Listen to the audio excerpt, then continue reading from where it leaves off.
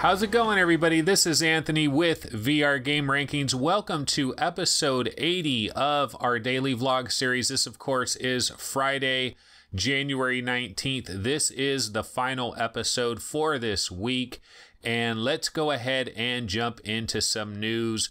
The first story of the day is Oculus Start.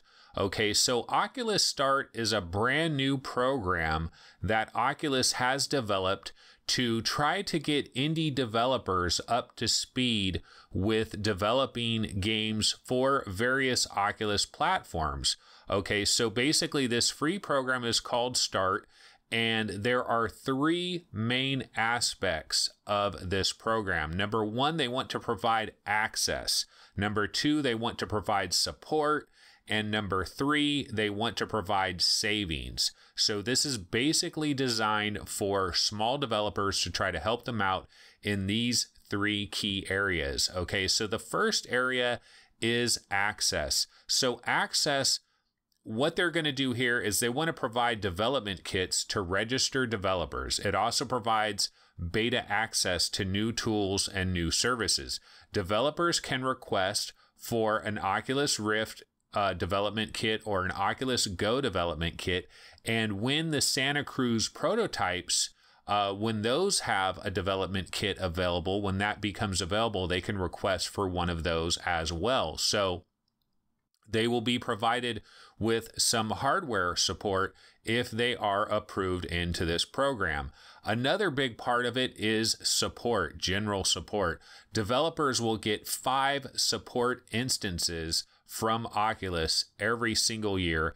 And in addition to this, they will be providing VR staffers for members to get some one-on-one support at various Oculus events. So there will be some additional support provided there.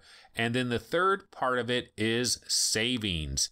And the savings part of the program, basically registered members will be allowed to either have a free year of Unity Plus license or a free year of royalty-free Unreal license, whichever platform the developer would like to go on to. So obviously there are going to be a number of requirements and stipulations that developers are going to have to meet to be able to be approved into this Oculus Start program. For example, they cannot have raised more than $10,000 in funding or crowdsourcing. So what that means basically here is they're really trying to target very small development teams that are just getting started and they just need a little bit of extra help to get up and running. And that is what this Oculus Start program is going to provide. So if you have a scrappy team of developers, 3 guys that are working in a garage trying to make the next great VR game, they can apply for this program. They can possibly get some free development kits. They can get additional support. They can go to Oculus events and get some one-on-one support. And they also get this free 1 year with either the Unity license or a royalty-free version of the Unreal license. So it's a pretty good deal for any aspiring developers out there. They should probably go ahead and take a look at how they can possibly get into this program. So that, of course, is Oculus Start. Okay, the second story I have for the day is Jason Rubin tweeted out earlier today. He tweeted out a message reaffirming Oculus and Facebook in their support of the Oculus Rift. And this is in relation to a story that VR Focus had where they basically were saying the story is like, is Facebook giving up on the Oculus Rift or something like that? I forget what the title of the story is, but basically VR Focus kind of has a somewhat clickbaity article about whether or not Facebook is going to give up on the Rift. And I read this article myself personally, and honestly, there really isn't much substance to this.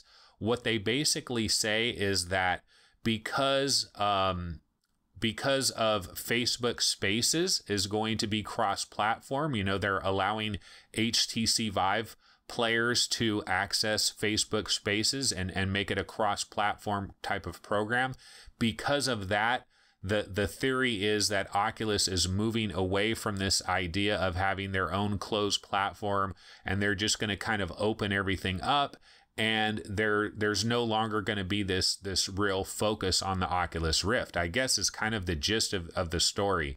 Really, bottom line here, this is a clickbaity article, and I honestly would not give it much attention other than the fact that Jason Rubin did respond to this article, and he did tweet about it, and his tweets are news because this is Oculus news. So basically what he tweeted was, "You talking about the Oculus I work at?"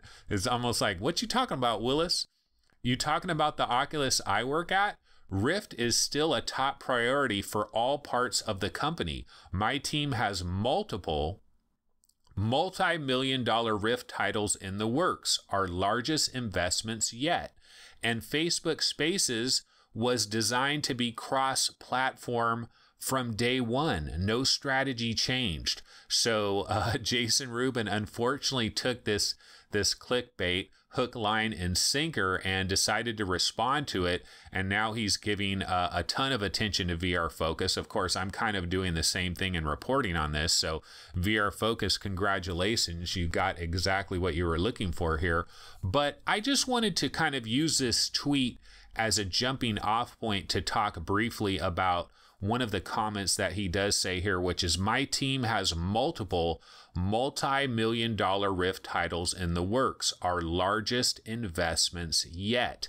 Okay, so which titles do they have in the works? Obviously, we know about the Marvel Powers United VR, and this is probably one of the titles that he's considering as a multi-million-dollar Rift title. Not so much in that they're paying millions upon millions of dollars to Sanzaru Games to make this, although I'm sure it probably costs at least a couple $1,000,000 or something. They are using the Robo Recall engine. I'm not sure if they have to pay money to Epic for that, or if that was part of the original deal that they did for Robo Recall. And then obviously a big portion of the money is simply going for the Marvel license. So I'm sure that cost a pretty penny. And so I'm guessing that is one of these multiple multi-million-dollar Rift titles. Another one, of course, is the Respawn Entertainment title, which we know is pretty far off into the future, but Oculus did work out a deal with Respawn Entertainment. This was before they were acquired by Electronic Arts, and this deal is still in effect, so they still will get a Respawn Entertainment VR game, but it's probably not coming until 2019. That, he says, our largest investments yet. That is probably a very, very large investment. That is one of them there. But we don't know of anything else. And I think it kind of would be a good idea if Oculus could maybe come out with a couple of announcements in the near future, because things are kind of quiet on the Western front. I've spoken about this before, that there really isn't a ton of major VR games that are coming in this first half of 2018 that we can really point to. I mean, obviously, the Marvel Powers United VR should be coming out sometime in the first half of 2018, although we have no date whatsoever for that, and that's kind of interesting that we haven't heard anything about that. And then, of course, we do have Valve, of course, has their 3 secret titles, and eventually you would think one of those would see the light of day, and it should be able to work on the Oculus Rift, no problem. And then we have the Half-Life VR mod that we're waiting on as well, which should also work on the Oculus Rift without much trouble. But other than that, it's kind of quiet. I mean, Budget Cuts, yeah, Budget Cuts is supposedly going to have their game out in the relatively near future. There is that. There is Apex Construct, which is coming, I believe, in March to the Oculus Rift platform as well. So it is a little bit quiet, though, and I kind of would like it if Oculus could maybe let us in on some of these secrets. What are some of these other games that they have in the works? And he does say, look, Facebook Spaces, that was designed to be cross-platform from the very beginning, that none of their strategy has changed. Everything is normal. So basically what we have here is much ado about nothing. Once again, this is a clickbaity article. And on a light news day, I'm going to report on Jason Rubin's tweet because it did hit the Oculus subreddit and was at that top of the subreddit as one of the bigger stories of the day. Okay. We do have a couple of games that have been announced very recently that I'm going to mention right now, and I'll go ahead and get into the first one. The first one is Tanks VR, and Tanks VR is going to be coming to Steam in late February. This game is being developed by Tanks VR. Yeah, so they have the same exact name. The developer is Tanks VR. The game is Tanks VR, and this is coming in late February. It is a multiplayer tank game that is going to support up to 10 players set on the backdrop of World War II. Now, when I first heard about this game, like just seeing the story title about Tanks VR set in World War II multiplayer, like I initially thought immediately of Iron Wolf VR. Now, in Iron Wolf VR, you're in a submarine, and it is a multiplayer game where several people work together to man the submarine and do what they need to do to try to take out the enemy. And I kind of thought, oh, Tanks VR, I wonder if this is going to be like a 2-person team inside the tank, a 3-person team. You know, you have one guy driving the tank, you got one guy operating the turret, you got one gunner guy that's sticking his head out of the top. You know, I'm not sure how exactly all that works, but I kind of thought, oh, that's what this is going to be. But no, actually, that isn't what this is going to be. Each individual player has their own tank. And so you basically have 4 controls that you're working with. You have your tank controls in terms of your tire tread and your speed, and then you have the control of the turret, and then obviously the ability to fire your ammo at the other tanks. And so it's going to be this kind of death match that is going to take place with kind of World War II as a backdrop. And I've seen some videos on this. I've seen some screenshots on it.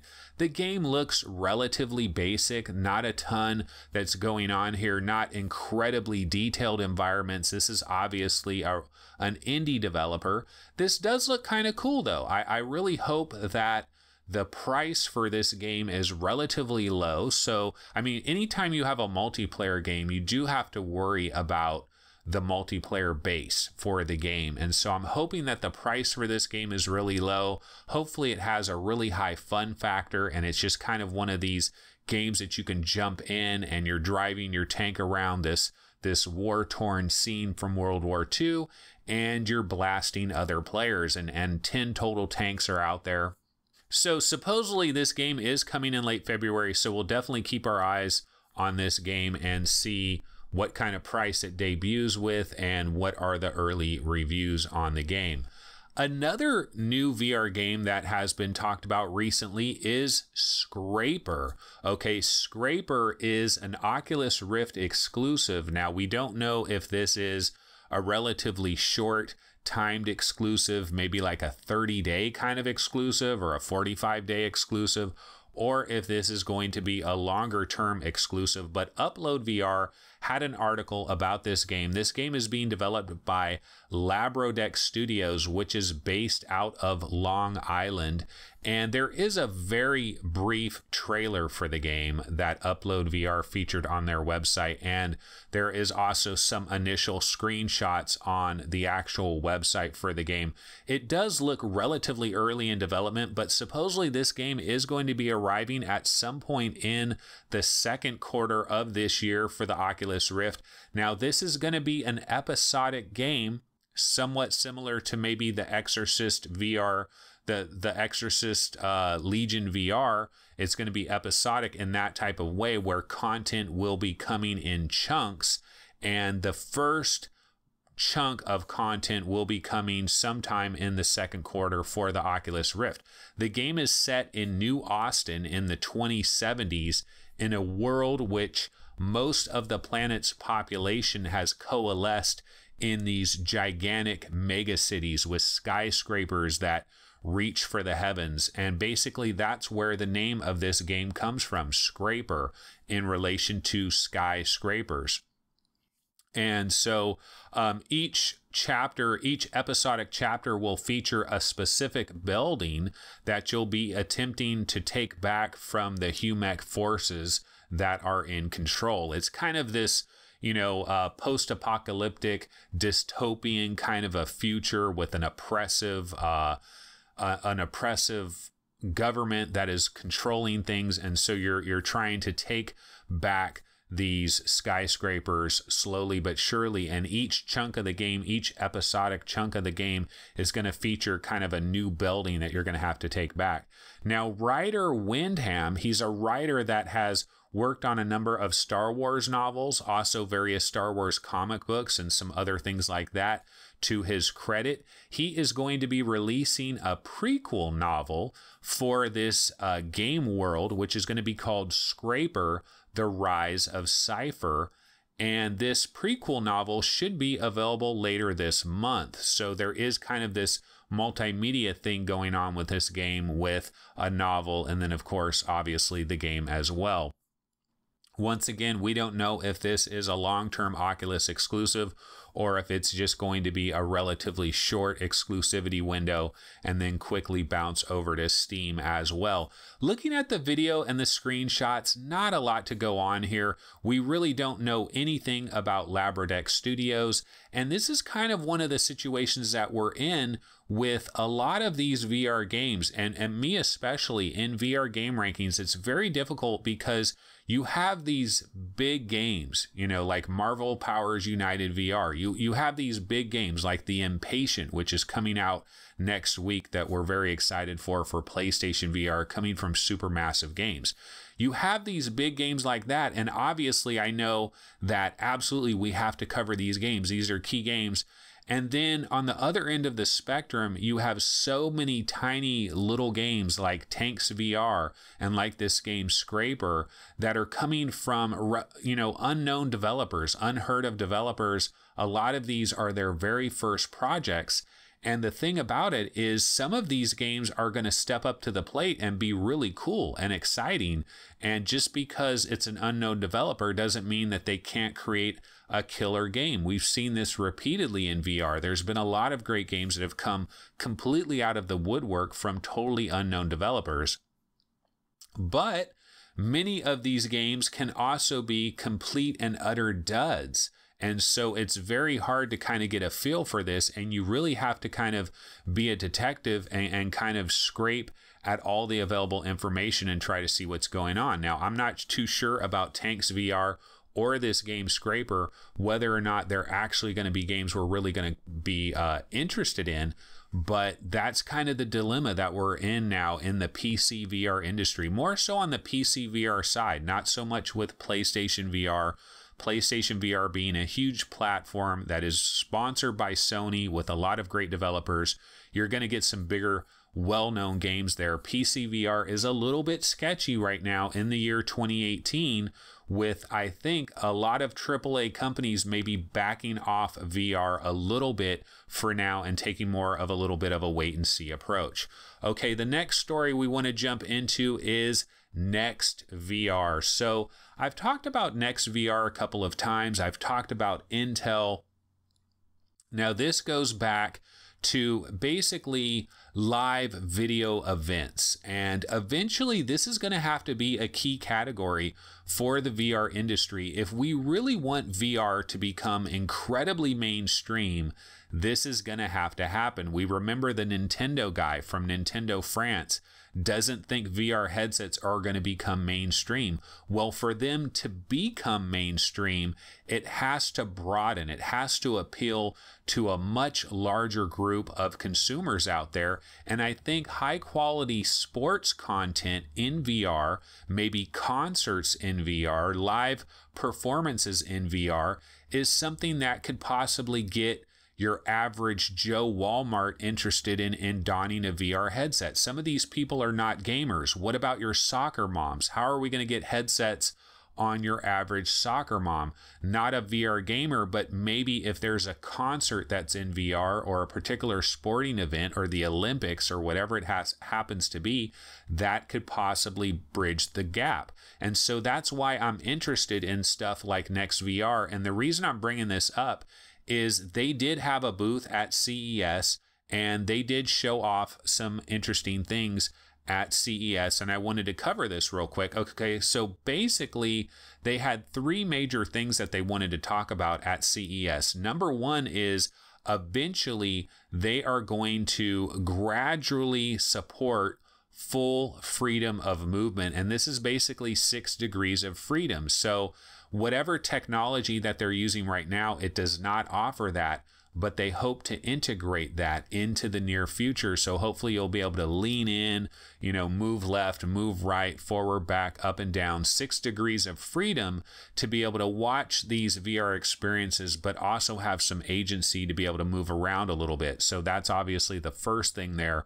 Number two is they're going to begin streaming the WWE in VR. Now, I'm not really into the wrestling thing, but it is incredibly popular. So this is good news. I mean, anything that can come into VR and add additional acceptance from mass market consumers is definitely a valuable thing. And then the third thing, the thing that I'm mostly interested in, is there is going to be a bump up in resolution. They're probably going to be using new cameras, new technology, and they hope to considerably bump up their resolution and improve the resolution, because that's the big problem right now when it comes to a lot of these VR sporting events. It's just so chunky, it's so blocky. Yeah, you're getting this VR view of the action, but it doesn't really live up to the hype, because it's just so blurry, chunky, and it's just not high resolution. So hopefully that is going to be fixed at some point this year, at least for Next VR. And Ian Hamilton of Upload VR, he got a demo of this, and he tried some segments of Monster Jam from the Fox Sports channel in VR. Now, apparently this content is already available on their normal Next VR app, but he was able to try a higher resolution version, a sample of higher resolution, and he demonstrated it. I mean, he demoed it on a Samsung Odyssey headset, which obviously has the 1440 by 1600 resolution. This, of course, is the same resolution for the HTC Vive Pro that's going to be coming sometime, hopefully late March, I guess. We still haven't heard any kind of date on that. But basically, Ian Hamilton, he was saying that his sense of presence was really heightened by this increase in resolution, that the monster truck really popped out from the backgrounds, and that as these trucks were driving around, they're kicking up dirt and dust into the air, and he noticed that there was much more detail that was visible in the dust and dirt that was being kicked up. So this new high resolution, that is a very good idea. But honestly, one of the biggest things about this article altogether is the fact that I had no idea. So this guy, he demoed it on a Samsung Odyssey headset, and I was like, wait a minute. Do the Microsoft mixed reality headsets support Next VR? Because the Oculus Rift doesn't support it. The HTC Vive doesn't support it. You can't get Next VR on Steam. You can't get it on the Oculus Store. And this guy demoed it on a Samsung Odyssey. So I did a quick little Google search, and I guess this is something I never heard of. Yes, the Microsoft mixed reality headsets do have a Next VR app. There is a Next VR app that you can get for these headsets. And I'm very curious, any of you guys out there that has a Microsoft mixed reality headset, please, one of you guys download this app, try it out. I'm curious as to the experience, because up until this point, the only way that you can get Next VR, as far as I know, is you get it on the Gear VR, maybe you get it on Daydream, but it's pretty much been a phone thing. Now, I know there is a Next VR app now that's on PlayStation VR, so you can actually sample this on PlayStation VR, but you're not going to see this higher resolution, of course, on the PlayStation VR. So once they actually get this higher resolution into their available content, You know, I don't know. Maybe these mixed reality headsets are a little bit more interesting now that they are supporting this. Of course, the Olympics is being done in VR by NBC here in the USA. NBC is going to have a special app that you can get for your Gear VR. I'm not sure if it's available for Daydream as well, but there is an app for Gear VR where you could watch some Olympic events in VR. And are we going to get something like that on these Microsoft mixed reality headsets? When is that going to come to the HTC Vive? When is it going to come to the Oculus Rift? So it's always been kind of weird with a lot of these live video events in VR. A lot of it just has not been available for the PC VR market, but apparently it is available for the Microsoft mixed reality platform. So I'm definitely curious to hear if any of this is any good. Has anybody tried it? Has anybody watched portions of an NBA game on their Microsoft mixed reality headset? How did it work out? Etc., etc. Okay, so that's basically going to go ahead and wrap it up for this show. This, of course, has been episode 80 of the daily vlog series. I'm not sure if you can hear these dogs that are barking in the background, but I have a couple of pissed off dogs, my neighbor's dogs. They are yapping out of control. So I'm going to go ahead and get out of here. It is Friday, January 19th. That was episode 80. And everybody have a wonderful weekend. Remember, From Other Suns is free this weekend. I'm going to try to jump into it several different times. So if you happen to see somebody on your starship named VR Game Rankings, that's me, and I am the ship's captain. I will be controlling everything, and I will be bossing everybody around. No, I'm just kidding. I don't really play like that, actually. I usually just kind of kick it in the background and just try to have some fun. So anyways, if you guys get into From Other Suns, I might see you. But other than that, I will see everybody on Monday. So have a wonderful weekend. Take it easy. Later.